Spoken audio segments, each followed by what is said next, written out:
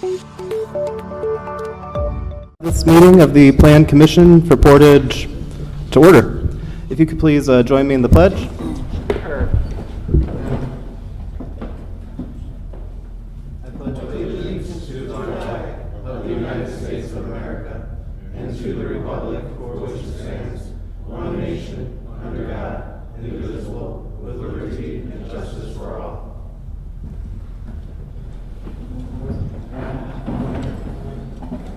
Let's see. Mr. Monroe, could you please take the attendance? Austin Bata. Here. Tom Cherry. Here. Gina Geisers. Here.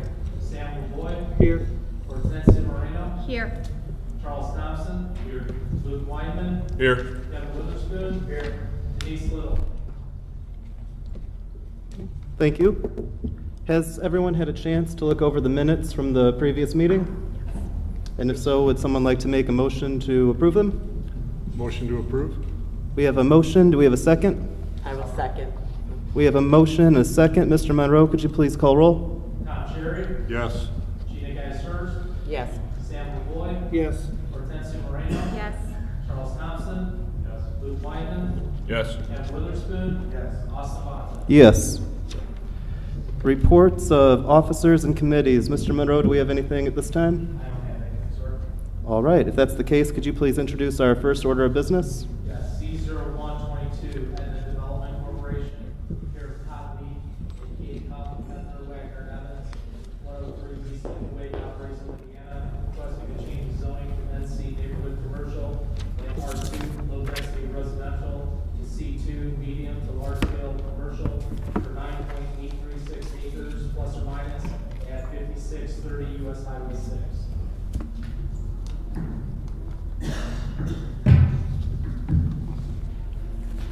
So what we're going to do is I'm going to have you just, you kind of know this drill. We let you speak a little bit, but then we're going to open up the public hearing, then we'll close it, then we'll bring you back. So you can just kind of speak a little bit about what you're doing, and we'll go from there. Awesome. Thank you very much. Good evening. My name is Todd Leith. I'm here on behalf of the petitioner, Aetna Development Corporation. We're seeking a favorable recommendation for a zone change or a map amendment for the property in question. It's the northeast quadrant or northeast corner of Swanson Road and US Highway 6. Aetna Development Corporation is or should be well known to the city. They are an experienced developer and more importantly experienced in Portage as well.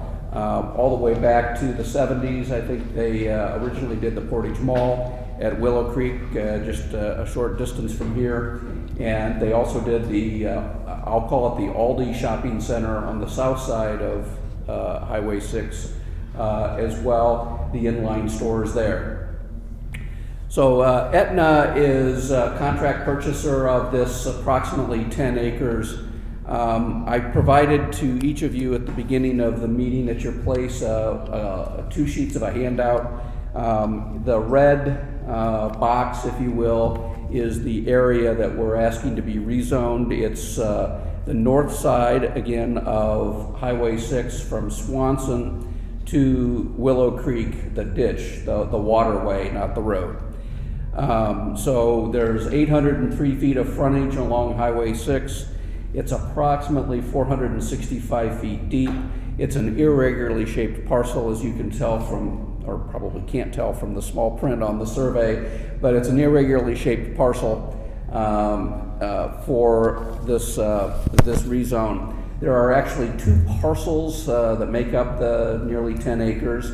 There's a 2-acre parcel, or a little less than that, on the very corner. And then there is what I'll call the wraparound parcel that is the meat of the parcel, or 7.7 acres of the 10 is that wraparound parcel. So our zoning classification is 2 currently. We have residential R2 zoning classification for that 7.7 acre wraparound parcel that you see on that first sheet.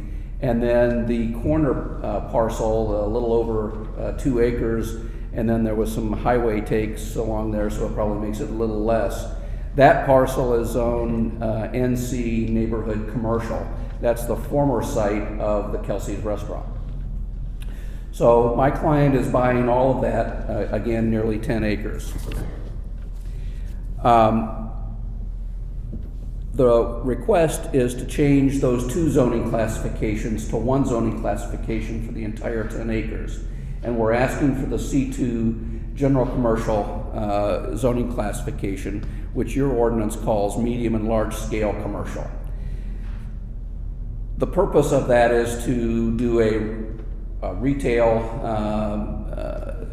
development, probably not a subdivision, just like they didn't subdivide the Aldi parcel. This would be land and buildings that they would lease out to tenants and businesses over time, and they would retain ownership of all of it. However, with any developer, they always have the opportunity to sell off parcels or lots within that. And of course, I have to say, no matter what we do, no matter what you do, no matter what the city council does with this petition, if it is approved and the zoning is changed, that doesn't mean that we get to have a building permit the next day. We have to go through the development process and get building permits, stormwater reviewed, DRC has to review it, utilities have to review it. This is kind of that 30,000 square foot looking down at the city and saying, where do the zoning lines, where should they be? So whenever we file an application for a zoning change, the state law tells you and I what needs to be or what's important. And your staff report also reiterates this. In the Planning and Zoning State Statute, Section 603 gives 5 criteria or bullet points that we have to look to. Number 1 is the comprehensive plan. Number 2 is current conditions and the character of current structures in each of the districts. Number 3 is the most desirable use for which the land in each use is adapted. Number 4 is the conservation of property values throughout the jurisdiction. And number 5 is responsible development and growth. I want to focus on the first one, the comprehensive plan, because not only do you have a zoning map, but the city has a comprehensive plan. It was adopted in 2009. And if we're looking at the city, the comprehensive plan looks at the future. The zoning map is what we have today, and it's got its own special purpose, but the comprehensive plan is really a planning document. And if we're going to change the zone map, we better look at what we think, we being the city, is targeted for development in the future. And so your comprehensive plan is very important when you have a zoning map amendment request such as the one that we're making. The second page of your handout is the future land use map from that 2009 comprehensive plan, and it shows this property in red, which is the general commercial district, which is exactly what we're asking for. So I don't think that's comes as a surprise to me, certainly not, because this is US Highway 6 after all. And if you're going to have, in my opinion, medium to large scale retail, it ought to be in an area that can handle, one, the traffic, and 2, the uses, and be set off and set away from sensitive uses such as someone's home. And we have a perfect parcel, in my opinion, and I think your comprehensive plan anticipates that. So let's talk a little bit about Highway 6. I think that's the most important factor, frankly, in our request. This has, as I said, 803 feet of frontage with 10 acres. You can't have a more focused parcel to Highway 6 than 803 feet and 10 acres. So it's all oriented towards Highway 6. And so that's the most overriding factor. Highway 6, according to the Indiana Department of Transportation, has 18,331 cars going past this property every day. And when I stood here in 2019 representing a different property owner on the south side, I quoted that same traffic study. They use the same location for studies, and they do it annually, at least in that location they do. And in 2019, that traffic count was actually over 20,000. But now it's 18,331, and I thought that that was very unusual and strange until I realized it's the pandemic that's affecting the traffic. So when you go back to 2019, you had 20,000. When you go to the next year, 2020, the year of the pandemic, it was actually down to 17,000. It's back up to 18,000, and we can only anticipate that it's going to continue to recover. The traffic count will recover just like the pandemic. So we have a significant traffic corridor. I think it's 18,331 cars per day suggests that there is nothing, in my opinion, more suitable for this site than what we're asking for. The other 4 characteristics or things that you need to focus on, the conditions and character of current structures. If you look east and west, north and south from this property, I think you're going to find commercial within that corridor, certainly. I believe that this is the most desirable use. I wouldn't want to build my home within this 465 feet from Highway 6, and I don't think you or anyone else would. So it's not R2, the current zoning classification. So if it's not that, what is it? I think it's what we're asking for. And lastly, going through those 5 things rather quickly, responsible development and growth. I think this is where you want your tax base to grow in a retail area. And I also think that the responsible part of that requirement goes back to the opportunity and the requirement that we go to DRC and do things according to what the land dictates, the utilities dictate.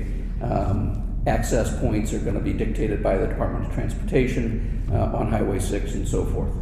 With that, I'm happy to answer any questions that you might have or those that come from the public. So yeah, we'll go to the public next and then we'll bring you back. Perfect, thank you. So at this time, I'm going to open the public hearing. The way we do this is I'll ask 3 times if anyone's here to speak in favor of the proposal.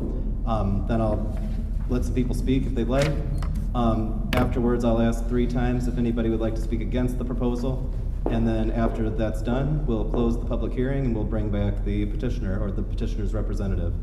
So I'll now open the public hearing. Is there anyone here to speak in favor of the petitioner? Is there anyone here to speak in favor of the petitioner? Is there anyone here to speak in favor of the petitioner? Is there anyone here to speak against the petitioner?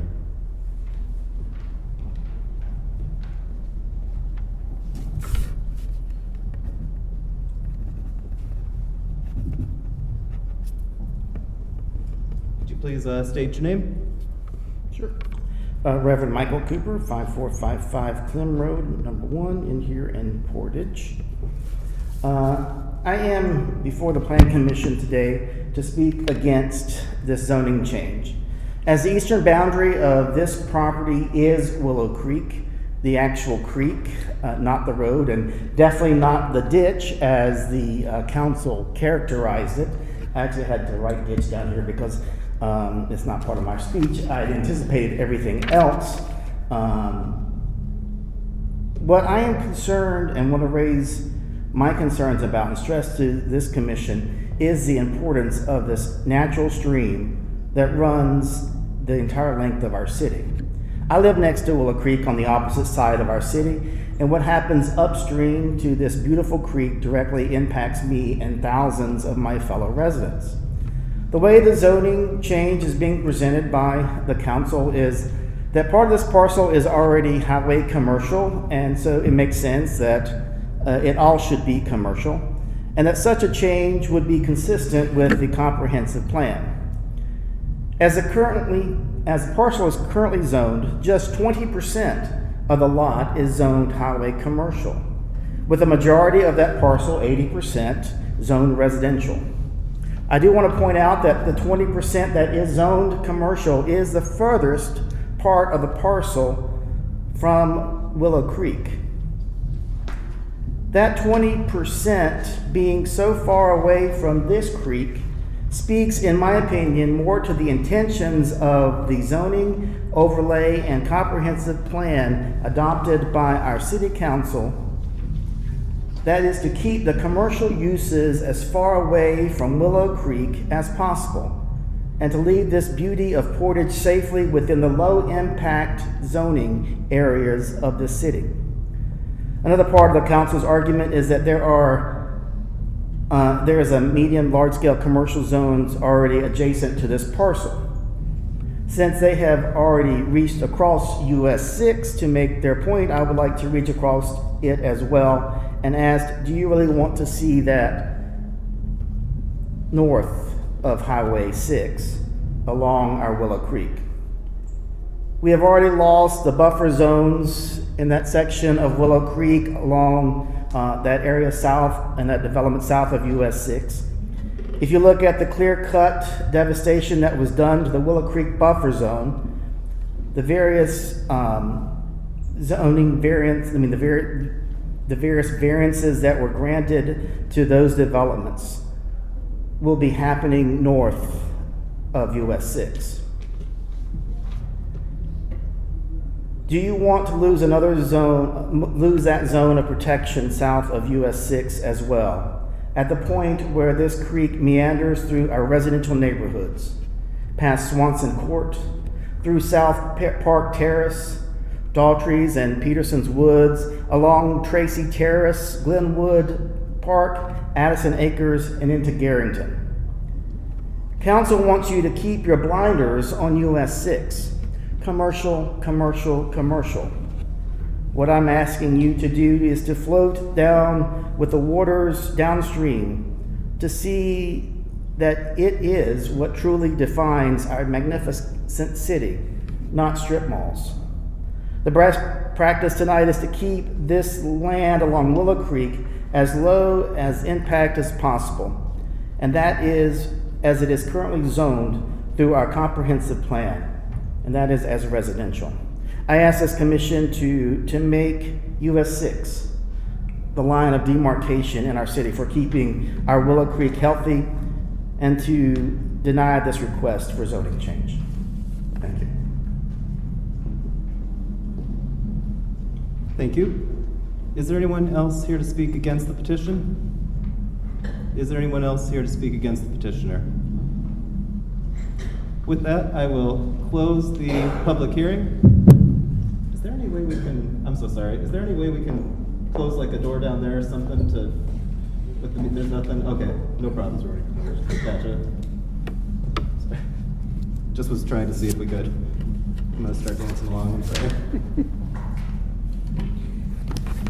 So, does anybody have any questions for the petitioner?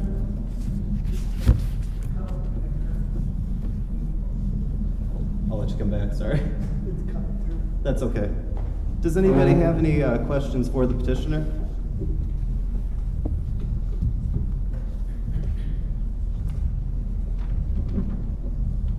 So, I guess I'm wondering a couple things, but I think I got directed this way first. That's okay? So with the land currently being zoned for neighborhood development, what that would mean is that if this petition were to not go through, somebody else could come by and turn this into a neighborhood, and we basically would also be in that spot of having to prove that it meets the city code. Is that correct? Yes. And it's just been that way for some time? Okay. Regarding the one question about the creek, is a neighborhood zoning particularly safer for something like a creek? I heard the phrase low impact. I'm just curious if there's any fact to that. I think the question is related to the Willow Creek proper and the preservation of that corridor all handled by a stormwater buffer ordinance. So I don't think this discussion of zoning and land use has a direct relationship to the conversation that takes place in the stormwater board regarding the buffer. Gotcha. And that would come next after the zoning change were to take place, or? The review of the development and what is proposing will need to either comply with the stormwater buffer requirements set forth in the ordinance, or as Reverend Cooper mentioned, they have the ability to seek a variance from the stormwater management board. Okay.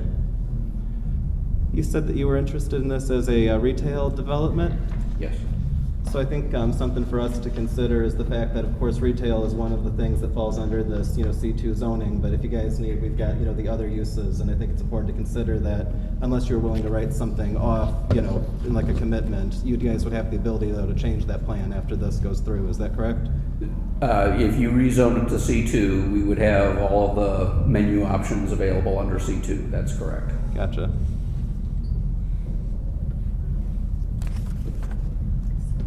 Let me show you. Would you like me to read it out, or does everybody have a chance to look at this? I can read it out if you need. Just to go through the permitted uses for C2, the institutional and public are a government office, a trade, or a business school.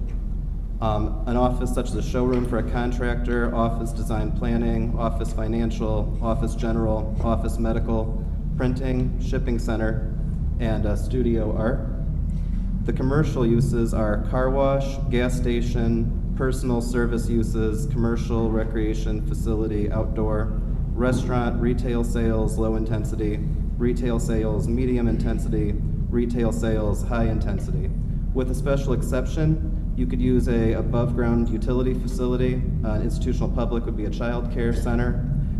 Again, under special exception, outdoor uses for a veterinary office as an accessory use. And the commercial special exception would be auto sales, facility, auto service center, banquet hall, commercial recreation facility, outdoor. So when we're weighing the zoning change, keep in mind, I guess, two things. One, we as a board do not actually do the zoning change. We send something to the city council telling them if we believe that this meets the criteria for a zoning change. By criteria, I mean the 5 criteria that the attorney has already laid out. So taking a look at those 5 and weighing if you believe it meets, those adequately to tell the city council that we think that it's favorable for that change. That said, the city council can just decide, despite that they don't want to do it. So just making sure that everybody's got that. I know we got some new people here. The second thing, though, is that list of uses. Unless they're willing to do a written commitment to strike out some of those, they're going to have, as he says, the whole menu once that zoning change happens. And at that point, if they come back to us with a plan for one of those things, we can't say no if one of those things is done in such a way that it meets the current city code. So that's kind of what to weigh. If you guys have any questions, go from there. Feel free to ask.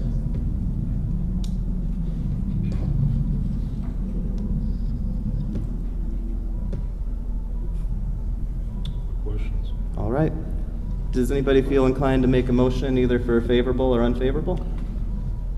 Yeah, I'll make a motion regarding the change of zoning from NC and R2 to C2, that we send a favorable recommendation to Common Council. We have a motion. Do we have a second? I'll second that. Okay. Mr. Monroe, could you please call roll? Tom Sherry, Yes. Gina Geisler, Yes. Sam LaVoy, Yes. Hortensia Moreno, Yes. Charles Thompson, Yes. Luke Wyman, Yes. Kevin Witherspoon, Austin Bonda. Yes. Very good. Thank you very much for your time and consideration. Mr. Monroe, could you call our next order of business? Yes, M0222, Lennar Homes, 1700 East Walk Road, Suite 1100, Shelburne, Illinois. Seeking Planning Commission comments for the declaration for Preston Trails in the airport crossing plan development.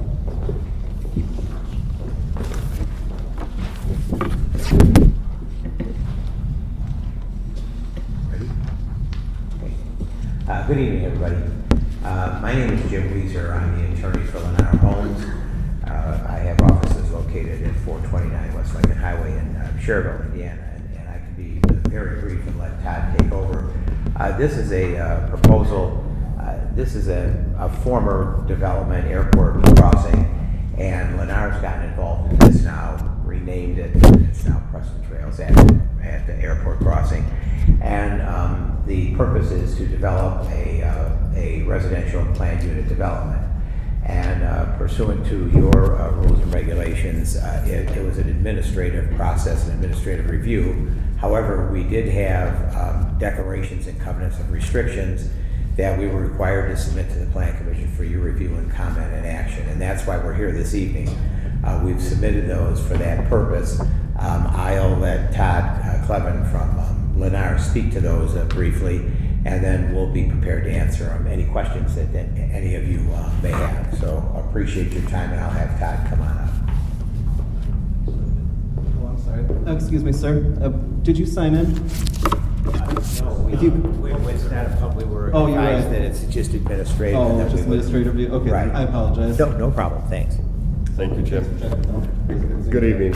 For the record, my name is Todd Clevin. I'm the Director of Land Acquisition for Lennar. Our offices reside at 1700 East Gulf Road, Schaumburg, Illinois, and I am a Lake County resident at 250 East 123rd Place, Crown Point. Mr. President, with your permission, I'd like to just hand out some course, go exhibits ahead. to help with the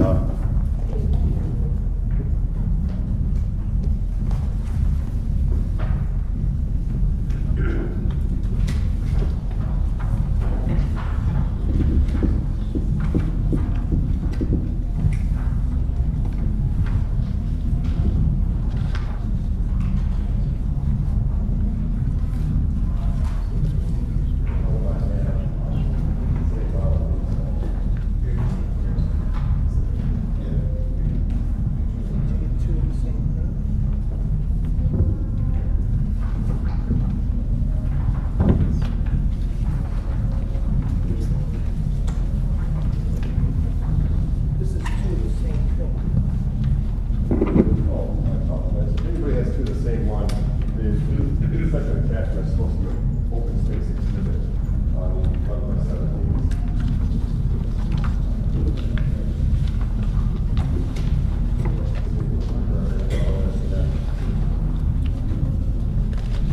So in front of you this evening, as Mr. Weiser indicated, we have secured a piece of property just south of the Kohl's department store building on Airport Road. For those that might not be familiar, I think everybody was here when we recently received the entitlements for Brookside, which is underway, and we're going vertical.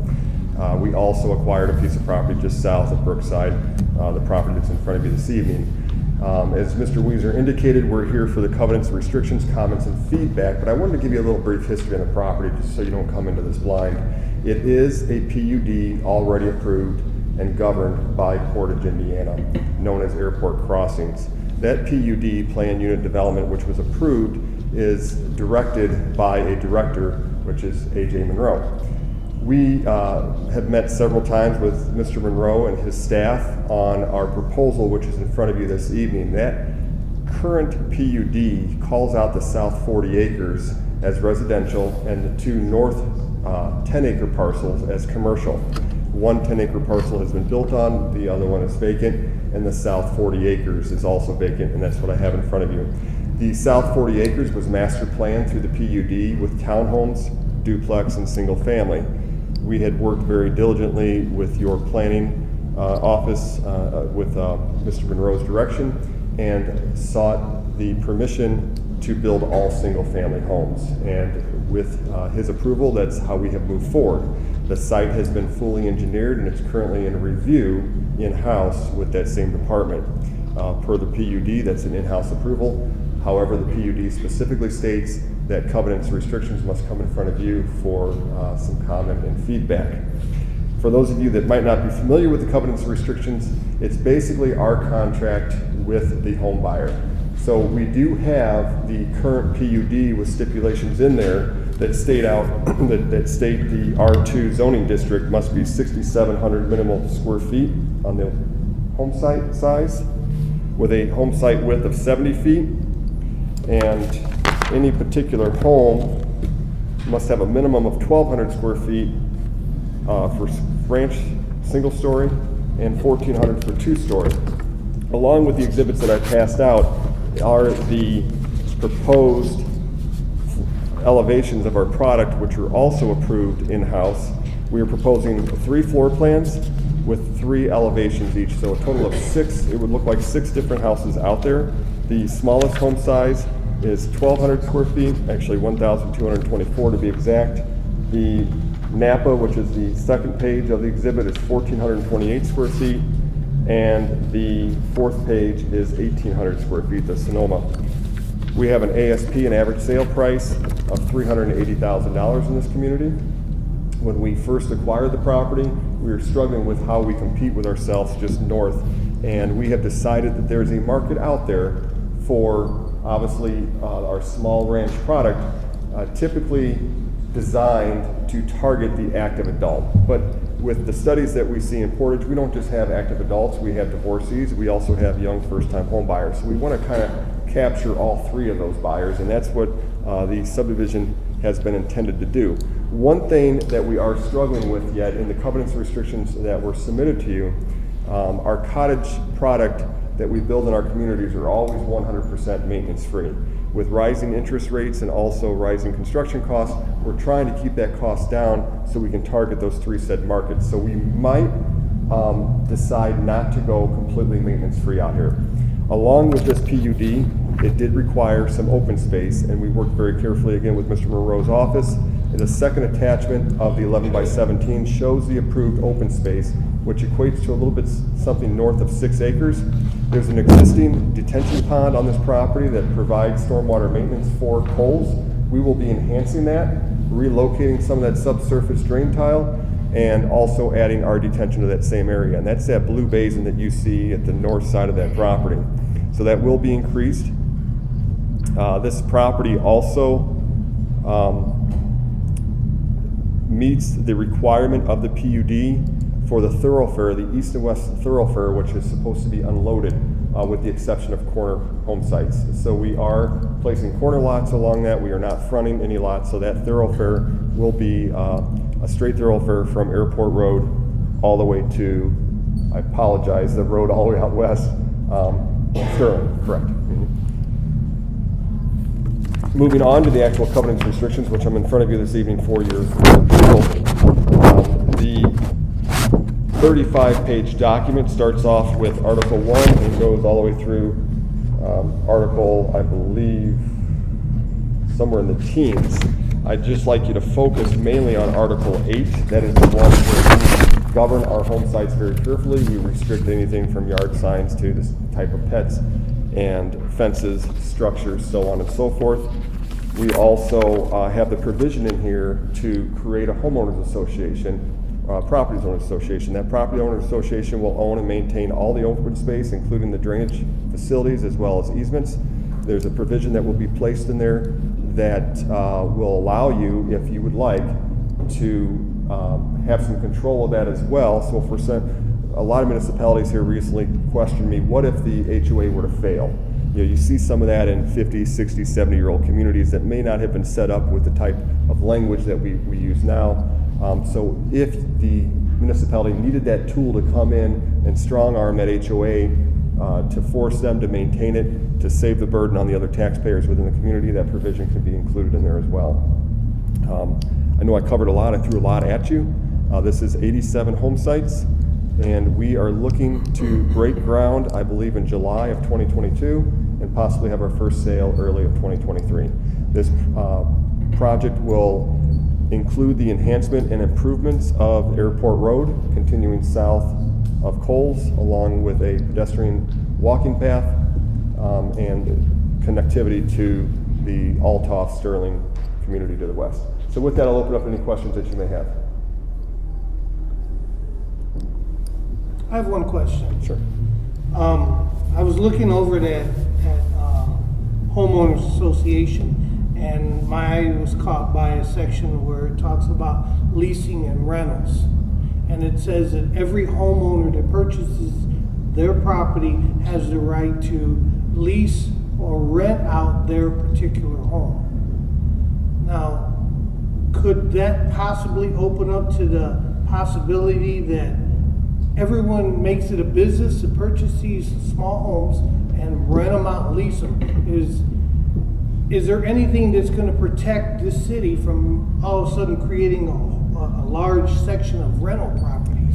That's a good question. I think I know where you're going at with that. So what you're hearing in the news and the new trend is a single family for rent. And a lot of municipalities are bringing that up. It is not our intention to come in here and turn this into a Lennar SFR. And if that is a concern of yours, we can obviously put a clause in the covenants that will hinder from one entity coming in and owning them all and turning it into that community. we will, unfortunately, we cannot restrict the individual homeowner from renting. So they would still be allowed to, but we could put a clause in there where an entity cannot come in and do that. So somebody can't come in, I just went through this in Winfield, somebody can't come in and own 2 or more home sites and rent them out as a business. But if for some reason a particular end user or home buyer goes through some hard times or possibly has to relocate, they would still have the right to rent their house out and maintain their investment.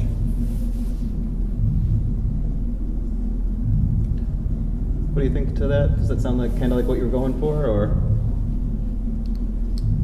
Oh, you talk. Yeah. Oh, sorry. I was gonna say, like, because I think that was a really good We- question too. You make a It great is. point. Because if it were to turn into a rental area, you know how rental areas become, homeowners, take their home to heart. And you get a bunch of people in there renting it, they don't always take to heart, what it looks like, how it's upkept. Sure. Could you clarify when you It'd be said, important for the city to keep a nice place. when you said that you guys can't, just clarify that's by existing law, that you can't as an HOA or as a developer stop something from becoming a rental? Just from, we would hate to discriminate and have our buyer, you never know, health reasons or, Yeah. that would be I'm not saying that anybody would do that, but if they for some reason needed to, if they came across hard times and needed to rent their house Sure. out, we don't want to keep them from doing that. Right, whereas But we you can can take protect precautions it to where- stop like a landlording industry from Sure. developing out of this Exactly. place. You can't form an LLC, come in and buy up 5 of them and turn them into a rental community. It would be restricted to that particular home buyer only. Could you possibly create a clause within that homeowners association that lets them know up front that, let's grab a number, 25% of all the homes here, that's the most they would allow to rent out? No. Can't do that like that. But I think the Because now clause. we're crossing, because now we're dealing with separate, 25 potentially separate property owners all under one HOA.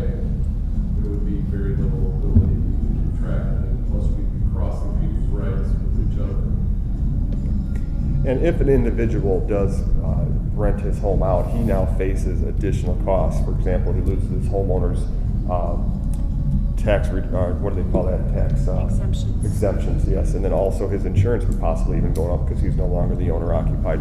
So it's not really something that is set up where it would make them easily accessible to come in and turn around and rent it, and possibly even their mortgage is no longer a standard mortgage. It would be so there's some stipulation. I don't see it often. You do hear of it. I personally know people who have come across hard times and they're fortunate that they were able to rent it to save their house until they're able to move back in. But again, if it is a concern of Portage, we can put that clause in there where we'll restrict it from being a single family for rent community. I'm noticing the park and the design, which looks nice. Is that going to be handled by the HOA, or would Yes. that be a city park? The park itself will be an HOA-owned park. Okay, so it would be just for the neighborhood residents to use then as well, or how does that Correct. exactly work? Yeah, it would be for the neighborhood residents. Gotcha. And those amenities include park equipment as well as a picnic shelter, and then the walking paths that you see on the second exhibit.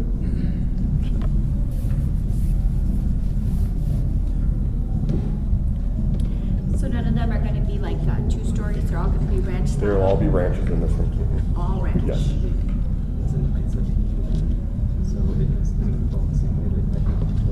And then what's the starting, price for these? They average 380,000. They'll start at 320, and probably if they choose what we have EI and EI Select, which means everything's included. So we come right out of the gate with what you see is what you buy. If they choose the EI Select, that could go north of 400.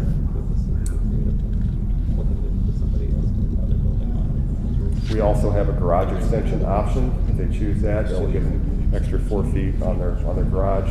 If they need to store any equipment. Again, that's the only thing that we're teetering with, is if we're gonna go maintenance free out here or not. We have some studies being performed, so I just wanted to be transparent with that. We might What pull that out. I don't defines think it as that would really, I'm sorry? What defines it as maintenance free? Maintenance What free are would be the, grass mowing and snow removal of the driveway. If they do put a fence up in the backyard, then it's possible they would have to mow their own backyard. So as our sales department gets more involved, we'll lean on them and get picked if this should be maintenance free or not. Again, we're trying to control the costs, A maintenance-free community would be about $140 extra a month. With interest rates going up, just 1% on a $400,000 home, that's $200,000 more a month they have to pay right there. That decision, though, about whether it's going to be maintenance-free, or not, that'll be finalized before the neighborhood actually starts selling lots? Yeah, before we open it, that'll be finalized. So there's no situation where somebody could buy a home and then lose that, or someone could buy a home and they get it, but future people don't? It would have to be that'll be offered. all in the covenants. If we choose to go, it's currently in there now, it's the only thing that we may pull out. So, and there'll be sidewalks through this whole. Correct. Yeah, we're not asking for any variances. Everything is straight meets your current PUD.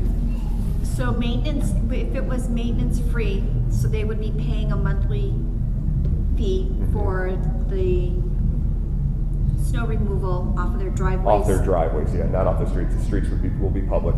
And then mow their lawns.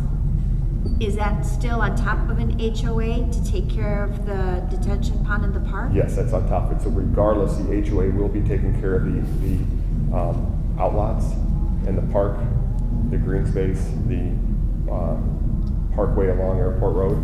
So that HOA fee would go from $135 a month down to probably $200 a year.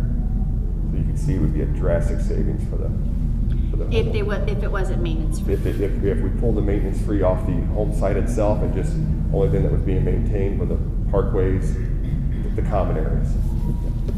So $200 a year. I see at the far south end, you have basically like a dead end spot of the road. Do you guys have plans for future development? And if so, does that fall under the same PUD, or would the zone, how would that work for a future use? If we would it have to match, or is that a completely separate question that we would deal with at that time? Yeah, so, if I could. Sure. We have a few of these locations here where the development, as we make our way south of Airport, extends a road to the property line. There's one that's off of Sterling Creek Road. This will be the next one. So as new development comes on board, and that future development's reviewed, those will be some of the connection points of those adjacent developments to the south. Very similar to, you see how Preston Trails is linking to where Sterling Creek meets it on its west property. And that would then continue across the airport as we make our way similar idea as we make our way south. And I apologize for not having this memorized in my head, but going south, at least until you hit 700, is everything there within city limits? So there are several, there's probably one or two more ownerships within the city of Portage. The corporate line is a quarter mile north of 700 north for most of the city. Okay. I don't mean to go too far away, but just thinking about that. And there is one other point I wanted to make, not again going back to the concern of the upkeep of the homes. This particular HOA, like all of our HOAs, has a clause in there where if for some reason a homeowner was letting their home start to look dilapidated, the HOA can force them to dress it up. We try to pull all the burden off the municipality because we understand how those phone calls come in, and we will be the owner of the HOA through the duration of the project, and then we turn that over to a particular owner in the community itself.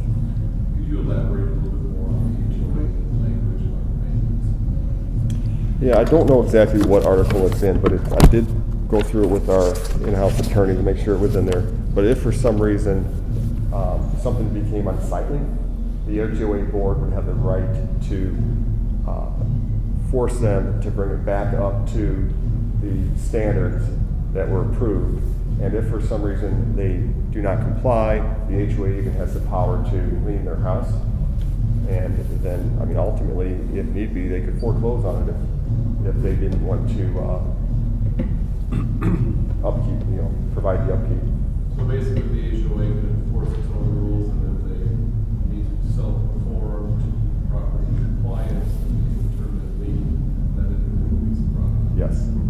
Yeah. Would you consider asking your legal team to also potentially add the provision that assume for a moment some of these things happen, the HOA doesn't have long legs as far as staying power, that I think sometimes what helps on these covenants is that the other property owners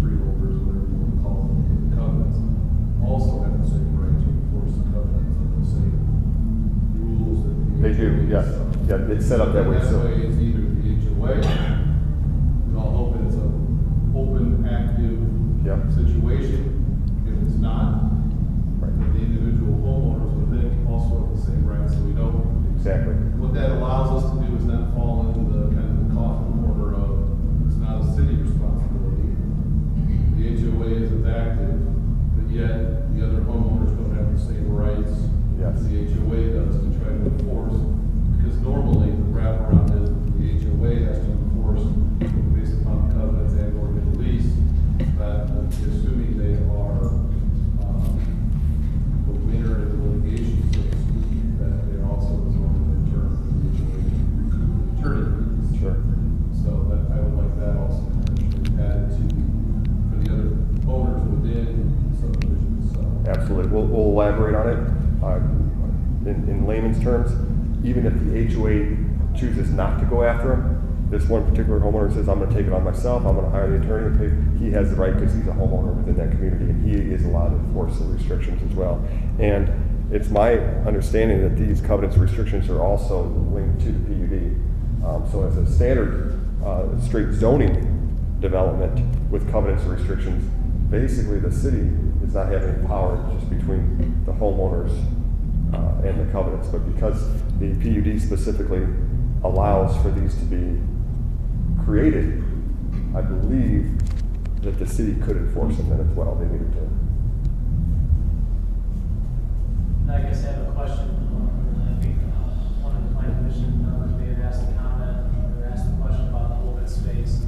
Who maintains it in the short term, but you also talked about what could happen in the long term if the HOA were to go away. Unfortunately, here in town, we've run into a couple of situations with developments more recently, where an active and what we believe a strong HOA was formed early on to perform, failed to perform, and now they're coming to the city and or the stormwater board or another entity within the community to take on that responsibility. You mentioned maybe a mechanism that you would like to propose. Can you elaborate on that, please? Yes. So in Illinois, it's very simple. I think it's called an SSA in Illinois, where the municipality, by state law, state statute, has the right to come in and do that without any language in the covenants and restrictions. In Indiana, we've been looking into this with great detail, and it's our understanding, as long as the provision is in there, granting the city the rights to force the covenants and restrictions. If a homeowners association is to fail and the city has to come in and mow those originally planned HOA open spaces, you could then turn around and invoice each homeowner within that community for the time that your public works director or your public works department is out there. Also, we provide maintenance easements across all of our outlots. So if for some reason you did want to go in there, you would have the right to enter it regardless.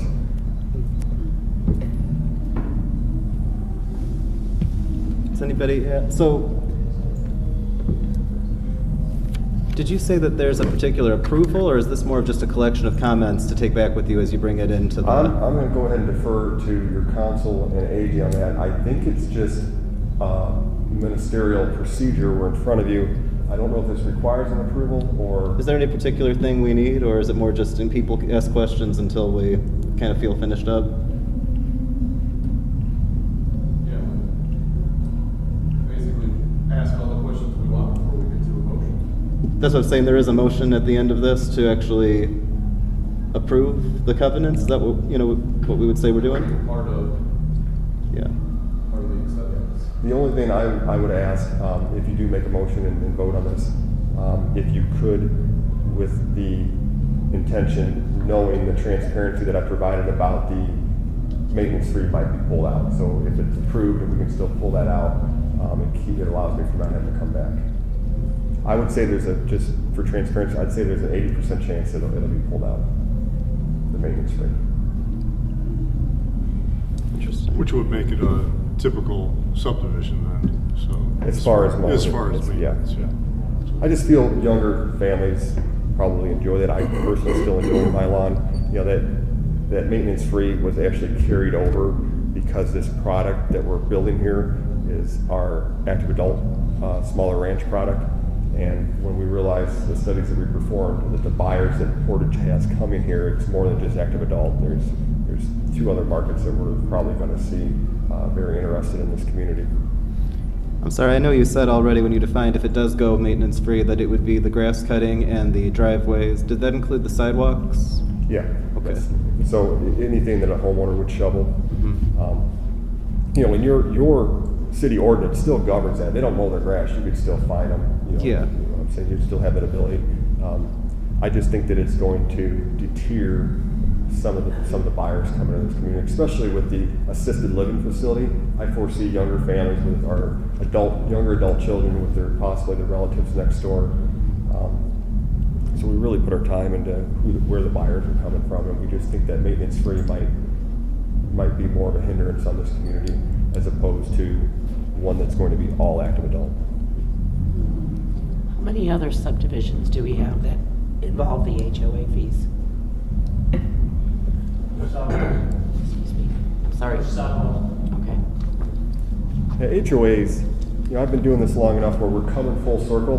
When I first started, the municipalities just owned all the ponds and everything, and then the municipalities, you know, through the boom of 2000 and 2005, these municipalities were getting overwhelmed, and they're realizing, well, we're mowing more ponds than we are doing anything, and so then the municipalities started enforcing HOA-owned ponds and maintenance, and now that we're in this era, now the question's coming, what if the HOA would have failed? So I think we've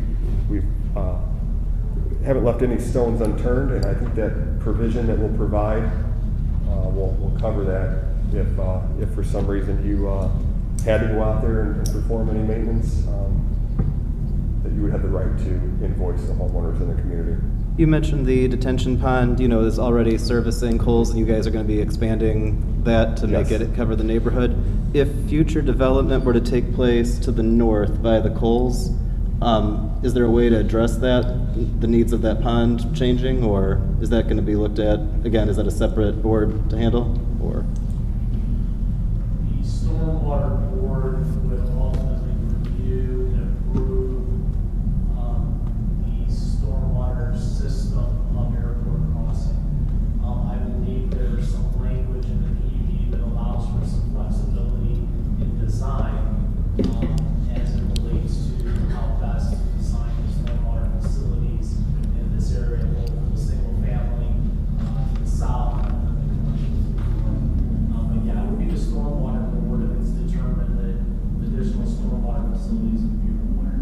Just like they're reviewing this. Yeah. I guess I'm wondering is let's say you have a commercial developer to the north and there's some well-founded or not well-founded, there's concerns about, you know, the stormwater and what's going to happen. Let's say people who live in this neighborhood, and not to create too many hypotheticals, but they control the HOA, they're very opposed to whatever is happening north. What kind of authority do they have over like the detention pond and how that all goes? You know, if it's in there already. The detention pond that you see, when Coles came in, they were the first buyer of this, excuse me, this PUD.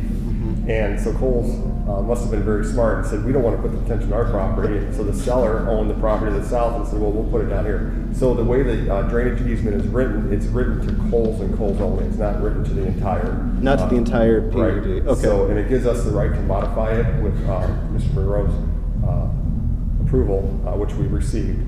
But if the vacant 10-acre parcel were to be developed, they would be required to keep their detention on site.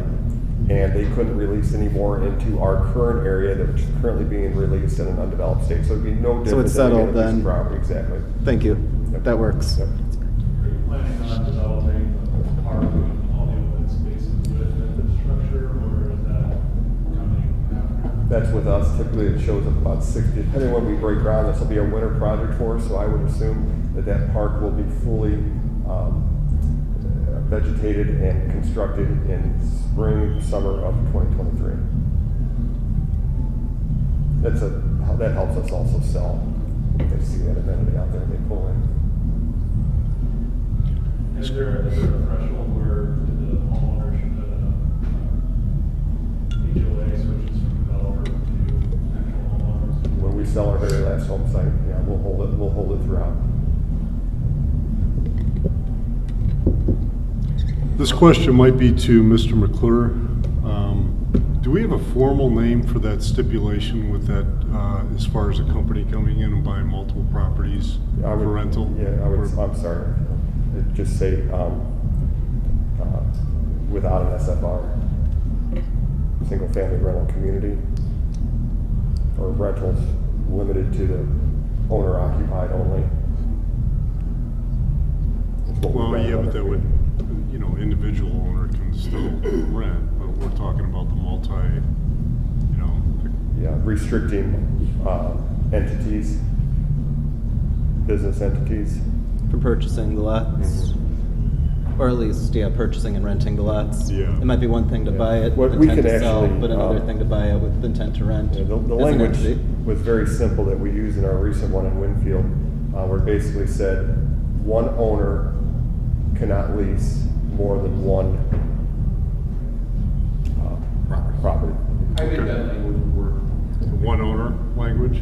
Yeah, at that point in time, I mean, there's games that can be played, but I'm not sure this is a community where that is really, but I think one owner, Exactly, limited to you one can owner. lease one house, you can own a house, you can lease a house. But I do think some of the other covenant suggestions and discussion is very important to the final product, as far as the maintenance and the ability to enforce. And I wouldn't mind revisiting a little bit the discussion we had, or a little bit of the talk we had about the city having the ability to enforce the HOA. Let's discuss that a little bit, because that's somewhat limited, I believe, in what we can actually do here. Because our covenants, obviously, we're not really parties to covenants. So that's why I think it's important for the other landowners within the HOA to have the ability to enforce.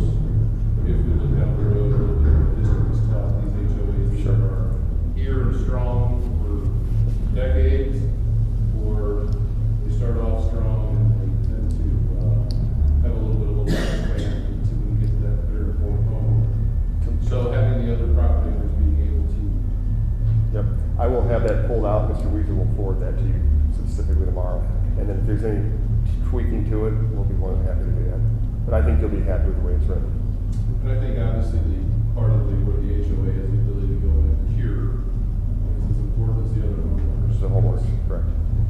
Unless that needs to be corrected, I'm not sure that the city, beyond their ordinances, even in adopting the PUD, that necessarily gives them that much more latitude in enforcing specific HOA rules in this Correct, and that's why we'll also put a clause in the declaration itself that mentions the city. So even if the two are considered separate, the PUD and the covenants restrictions, there's still a clause in the covenants restrictions that also, and that'll all be disclosed to each home buyer through our MBIA. You were talking about either it could be maintenance free, it may not be maintenance free, depending on what you decide to do. Is there anything in the rules or covenants or whatever you have of restrictions on having a maintenance shed? Because sometimes if a subdivision has an HOA and they have maintenance all covered, there's not necessarily a need for a shed for the lawnmower and snow blower and that kind of stuff. Is there anything restrictions on that, on having a? So currently, we require all fences to be approved so they match. We do restrict above ground pools and we do restrict sheds. I don't know if sheds would come back into the picture if it went maintenance free, but even in our communities, like other communities that are not maintenance free, we still restrict those types of above ground improvements just to keep the look of the community. And that's the reason we offer the 4-foot garage, so they have that extra storage. I'm sorry, We offer a 4-foot extension on the garage, so then they would have a 20 by 40 foot interior shed, basically, you know, for those types of that storage. But that's an option, so somebody could wind up buying a house, not having a shed, and then if there's no maintenance-free option, now they gotta figure out where they're gonna put a lawnmower and a snow blower. And your specific topic is one of the reasons why we're still looking at that, wondering if, you know, because they're a smaller ranch, and the storage isn't there like it would be if it was some large 2-story home with a basement or whatever. That's why I'm saying we're still kind of on the fence, teetering if it's going to be maintenance free or not. Yeah, because I would rather just see, if you're going maintenance free, they have an option for a shed, or all houses have the extra 4 feet required, okay? It's not an option, so you don't have to have the shed if that's what you're looking for. Exactly. Second question is, I believe, and somebody correct me if I'm wrong, we have an R2 requirement of an 80-foot frontage. And you said that this is a 70-foot width on the properties. Yeah, so this frontage. this is page 25 out of the PUD. I just wanted to know, you could go over that. Yeah, exactly. So, how did that come about that it actually goes around the R2 requirement? Well, it's a PUD, so I wasn't involved when the plan unit development was approved by this body. Probably, could be 10 years ago. I'm not sure the date of it, but they presented the concept of how they wanted to see that corridor developed, and they talked about the R2 district, and then they specified those sizes in that PUD itself. So a PUD is basically a new zoning. Yeah. So even though it kind of references R2, the PUD is the zoning for that property. And that's what they call out that 70-foot. So that was probably discussed at an earlier plan commission some number of years ago, when they probably went through, all that for whatever, reason they felt that would be appropriate for this. I don't know, but yeah, it's been set. And so you guys, have you made any changes like to the PUD, or is everything that you've designed within the already written PUD? Other than going from multifamily to single family, mixed use, multifamily, duplex, single family, we went all single family. That was the only thing that was approved by the director of the PUD. You can go ahead. One thing that AJ and I have been discussing a little bit is, for lack of a better way of saying it, not a whole lot of people understand zoning to begin with. The general public, when they're buying a home. Well, this is one step more complicated than that. There's a PUD sitting here, which fewer regular people know what a PUD is or understand what it is. And then they even make this one worse, depending on your decision. More complicated, worse in the long term. More complicated is that, depending on, like, for instance, on the final decision of whether it's maintenance free or not. So if it's maintenance free, which is how I believe the covenants are written, drafted this way, we don't have sheds and things. So let's use that as an example. If they look at the normal ordered zoning code, they're going to get one answer. There's probably allowed a shed of some size. Then they're going to look at the PUD and they're allowed a shed this size. But the covenants then restrict the shed because it's maintenance free. If it's not maintenance free, then our covenants are probably going to look more like the PUD as far as on the outlets go. Does the PUD currently allow? Yes. Page 26. I'm not trying to be confusing, but that's how we end up with. That's why that question is so big. Yeah.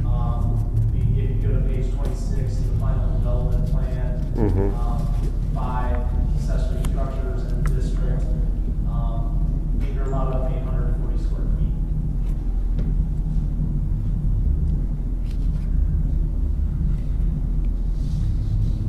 So these are some big decisions.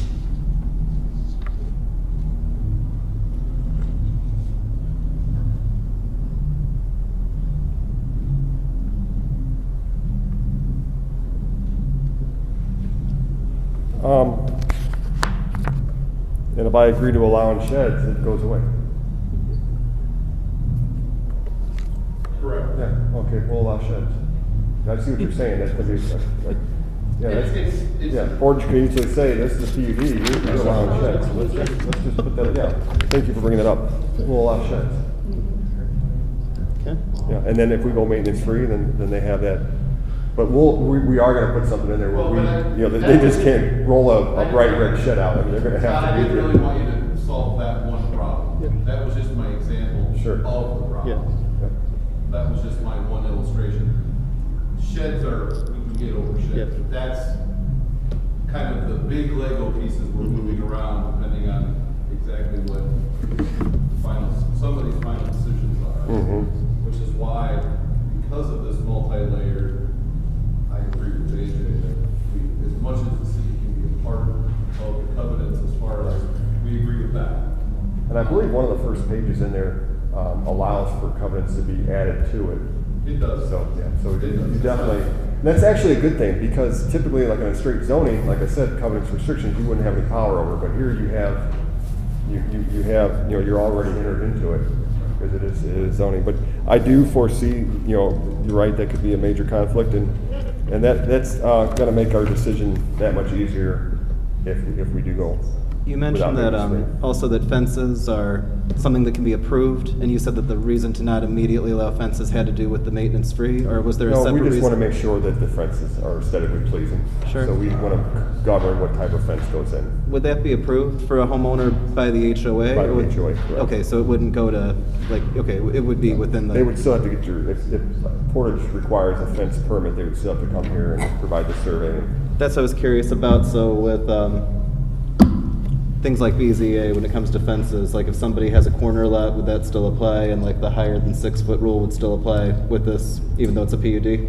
So I'll speak to that point too. So the other thing that we can do is we try to stop people from coming to you with variances. They must get the approval by the HOA first. So if the HOA says no, then it just stops them in their tracks. They can't come to you and ask you for, can I build a fence all the way up to the sidewalk and encroach the front building line? That'll be halted at the HOA level. I'm thinking about too, when you said that you guys are not going to allow the above ground pools, but an in-ground, I take it, is something. Correct. Would an in-ground pool come with the requirement of a fence or something? That would be whatever your zoning ordinance is. If you That's require a a fence or automatic cover. Okay. No matter what. Even if it's a PUD? Okay. Thank you. What, I'm not familiar with HOAs, so, and I'm just thinking because like you were talking about some fail at some point and that kind of stuff, that they can fail and the HOA itself fail and just dissolve, effectively disappear. And I could see that happening, I guess, if you had to go to litigation. Does the HOAs put aside money for possible litigation at some time in the future? So we feed the HOA in the very beginning.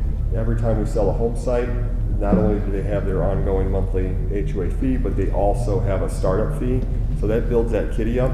The only reason I mentioned HOAs failing is because it's usually a question that I receive a lot from a body like this. But Lennar has been in business since 1955, and they're nationwide, 66,000 homes a year. They have yet to have one HOA fail. They're drafted pretty well where they cannot fail. But the failing that you see are independent developers that may have had a 1 or 2 page HOA document. Can it happen? Yeah, anything can happen. But we have it set up almost to the point where it won't happen.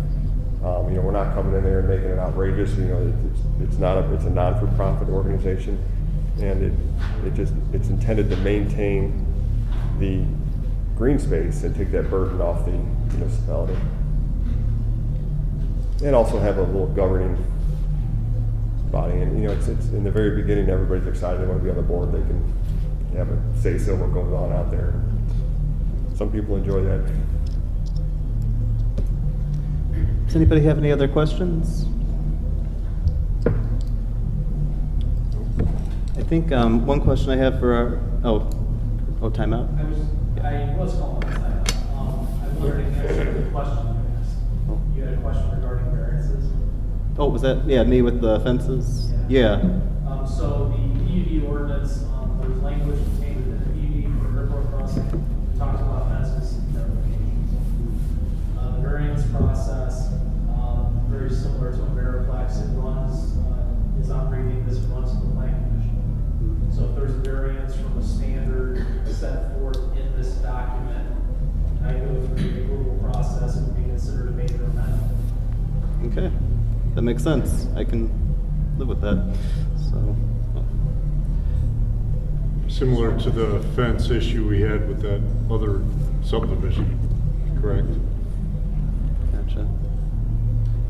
Except I think in that other sub, are you thinking of Hidden Waters? Because I think in that case that we had the issue where it wasn't clear, if I remember right, it wasn't clear if our approval superseded the HOA or vice versa in that case. But it sounds like this is already mapped out in this case, Yeah. which is good. It's better to have that mapped out ahead of time. Are there any other questions, or if there are no questions, is there a particular motion that we should be considering to entertain?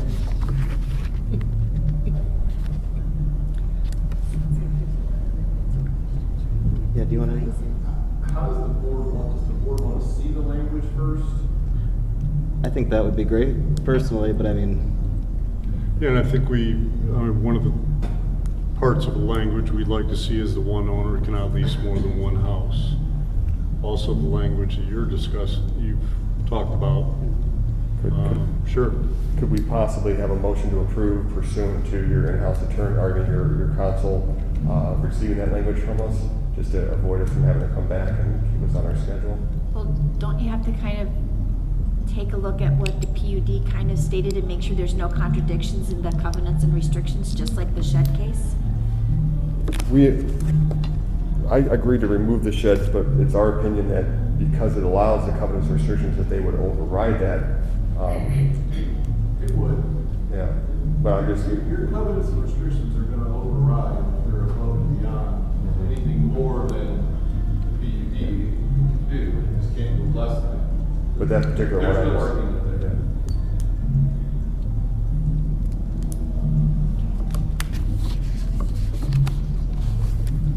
I mean, I'd be comfortable with council approval if that's possible. I think between myself and Or staff approval. if the board was comfortable with that, we could do that. And I think we have an idea that we're looking for the rental language, we're looking for the city to be attached to the covenants as much as legally possible, and also for the ability for the HOA to obviously cure the issues with the regulations, and then the other homeowners.